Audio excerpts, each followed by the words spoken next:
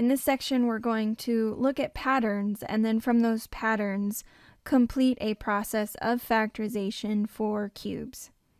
Notice that if you have a term cubed plus another term cubed, we call those a cubed plus b cubed. And the pattern that follows is a plus b as a factor, and then a squared minus ab plus b squared as the other trinomial factor. This is important to kind of soak up. You need to be able to think about how this pattern will follow for different types of sums of cubes and differences of cubes.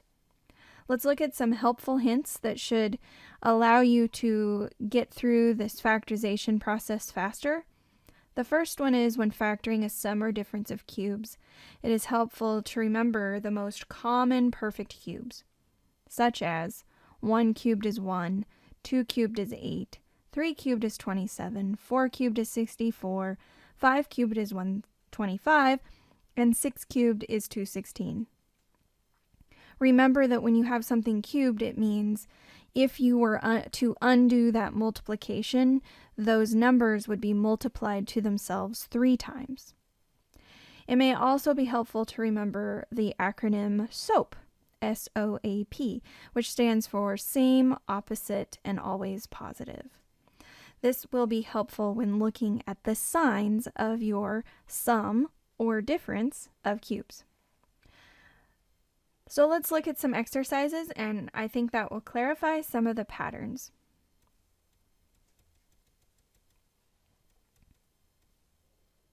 The first thing I like to do is read off the expression. We need to factor the expression x cubed minus 8. We know that factoring these cubics will mean I'll have a binomial and a trinomial. That's the pattern. The next thing to note is that the sign between the two terms is negative.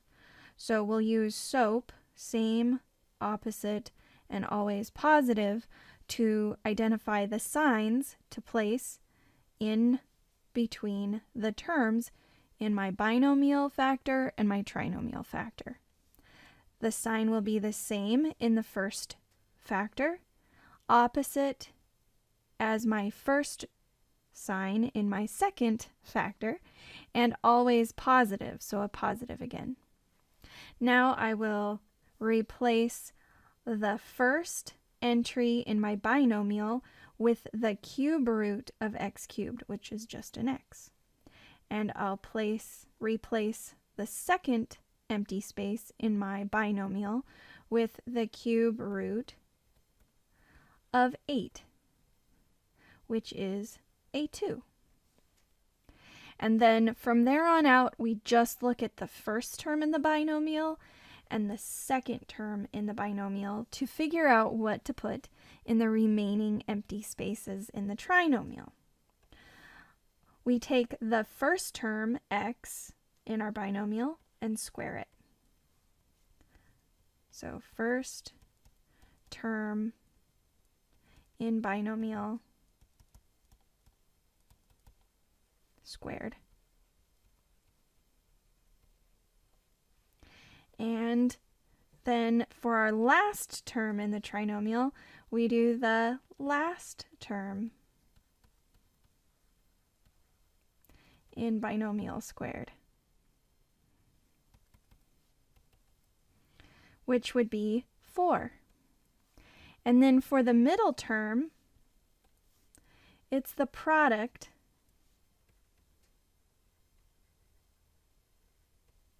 of first and last.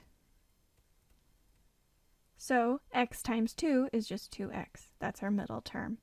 So this is the pattern I'm going to follow. What I'd like you to do for the next example is compare it to the first one. The only difference between x cubed minus 8 and x cubed plus 8 is the sign in between. So notice this will have a binomial and a trinomial factor, just like the previous example. Our signs will be same, opposite, and always positive. We'll take the cube root of x cubed and we get x. We take the cubed root of 8 and we get 2. We take the square of the x and we get x squared. We take the square of the 2 and we get 4.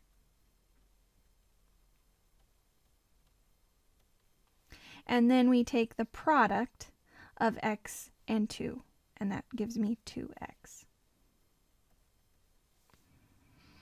Now let's take a look at the next one. We have 8x cubed minus 27y cubed. So in this case, I'm going to mentally take the cube root of 8x cubed and the cube root of 27y cubed. This will give me a binomial factor of 2x and 3y. And then the sign I need to keep track of is same, and then opposite, and always positive.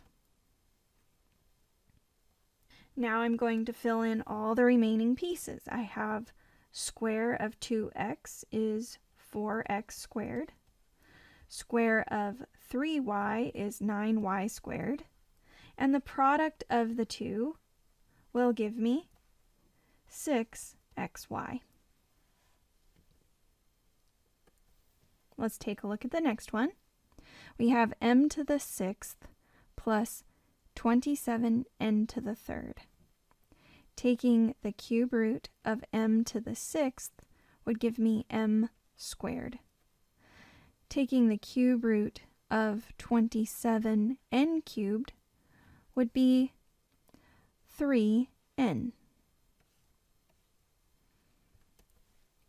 Using SOAP, I have same, then I need opposite, then I need always positive. So now I need to fill in my trinomial. For my trinomial, I will square m squared. That will give me m to the 4th. Squaring 3n, I'll have 9n squared. And finding the product of the two first terms in the binomial will give me 3m squared n. Remember, you always need to double check for greatest common factors first, and it appears that there is a common factor of 2 sitting out front. If we factor out that 2, we get 27y cubed plus 1. Now remember, 1 times 1 times 1 is still 1. So we can also think of this as 1 cubed if it's helpful. Dropping that common factor of 2 down front and creating a binomial and a trinomial factor, I have same plus, opposite minus, always positive plus, and now I need to take the cube root of 27y cubed. That will be 3y. Cube root of 1 cubed is 1. Now I'm going to square my first term in the binomial, which will give me 9y cubed. And squaring 1 will give me 1. And the product of the two terms in the binomial will be 3y.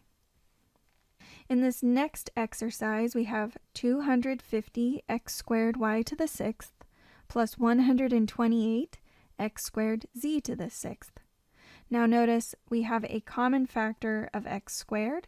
We also likely have a common factor of 2. So let's just double check that 250 divides by 2, which will give me 125. And 128 divided by 2 will give me 5064. And those are both perfect cubes. So we can factor out a 2, and we will be left with 125 y to the 6th plus 64 z to the 6th.